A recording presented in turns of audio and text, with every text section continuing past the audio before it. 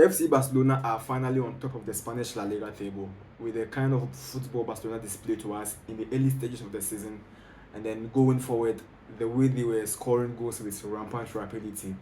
I mean, Barcelona were considered as the club to, I mean, which was favourites to win the Spanish La Liga. But unfortunately, I mean, with some results they got in some matches they played against Leganes, against Las Palmas, and against the Real Sociedad, the results wasn't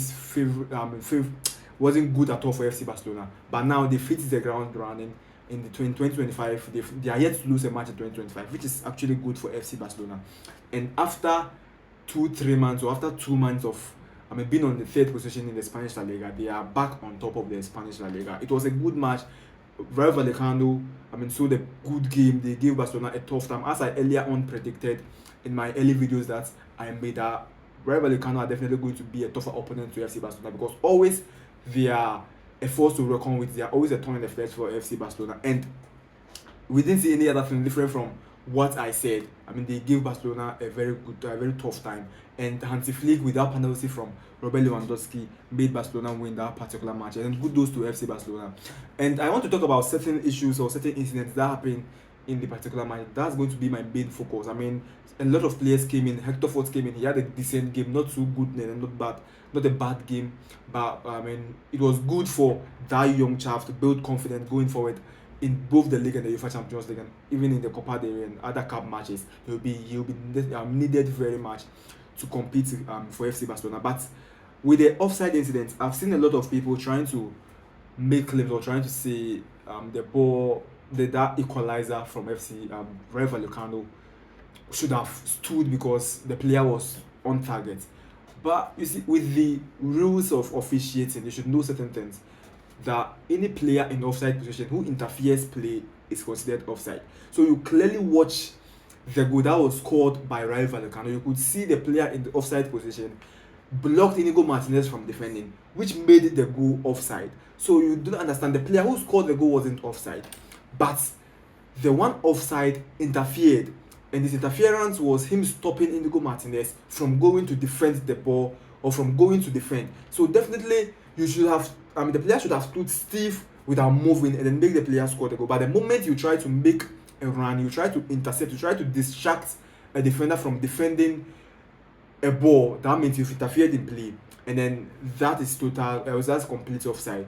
So I think a lot of people are trying to make claims, or a lot of people are trying to discredit the referee for that particular decision. But I think it was a right call, irrespective of me being a Barcelona fan. Sometimes let's deal with fact and let's deal with the rules of the game. The moment you interfere from an offside position in the goal, both the build-up and then the scoring of the goal, at least it's an offside and it should be disallowed, and that was it. But there was another incident, Kubasi and then that attacker, which people thought was a penalty. Personally, I think it was a penalty, but I think the Rayo Vallecano players should have done better, especially the captain should have protested for the referee to go and visit the video assistant referee.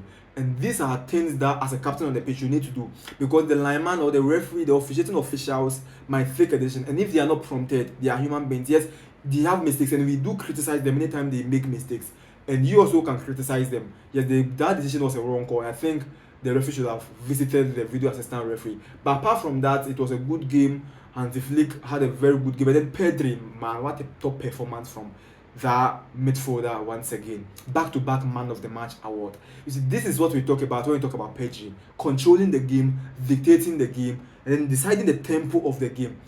Barcelona works through Pedri Gonzalez. And if Pedri Gonzalez does not play match, or does not get a good game, Barcelona does not function properly. And so it's actually showed in the last 3 matches Barcelona has played that Pedri is the anchor in the midfield. He is the register in the midfield. He controls and dictates play for FC Barcelona, and had a very good game and a well-deserved Man of the Match. I've seen a lot of people criticizing Lamine Yamal. People say always receive the ball and pass.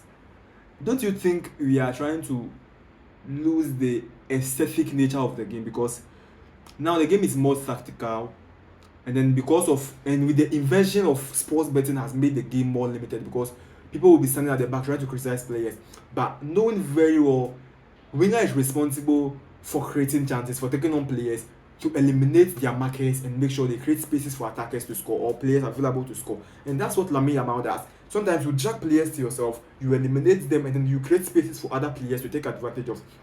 Sometimes and both of you act as a decoy, and that's what Lamine Yamal sometimes does. He might not give you the numbers you need, and mind you, Lamine Yamal is just 17 years old. This is second full professional season at the highest level, so definitely he'll be learning on the game. So you don't expect him to get everything on point. You don't expect him to get 100% in his decision, to be 100% in his decision making. Sometimes you could clearly see some decisions he make are childish, some are unprofessional, not too experienced, like he lack experience at the final third, and it's obvious in some matches, or it's obvious in some situations.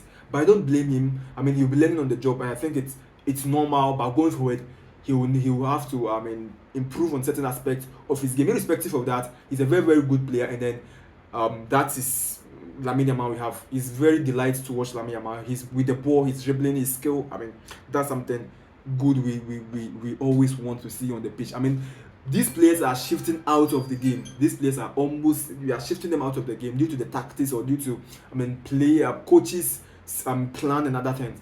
But I think these kind of players should be protected. We should encourage them to take more risk, because they make the game beautiful. And then one last thing I want to touch is Coach Hansi Flick and then Jules Kounde. So prior to the match, everybody thought Jules Kounde would have started, but according to reports, Kounde was late for the team talk. And due to that, he didn't start. He couldn't make it into the starting 11. And I think this is something Hansi Flick has implemented into the Barcelona team. That will actually help. It will increase the discipline, or it will make the players more disciplined. Because if the players are not disciplined, there's no way the team will go forward. So punishing players who are indisciplined will make the players more serious, and then you get the best out of them. Because if you are not disciplined, it will be hard, or it's hard for the team to get the results they actually need. So if you are not disciplined off the pitch, that means on the pitch, the chances that you are going to be indisciplined on the pitch is actually higher.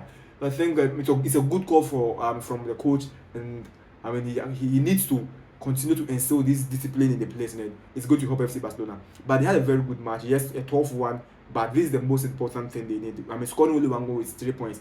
Sometimes you need to, no matter the circumstance, you need to win. Even if it's a half goal, you need to score and you win the match, because winning trophies comes with these challenging matches. And if you are able to sail your way through these difficult matches with these tougher opponents or these traditional clubs who always torment you, your chances of winning the league or your chances of winning a trophy gets higher.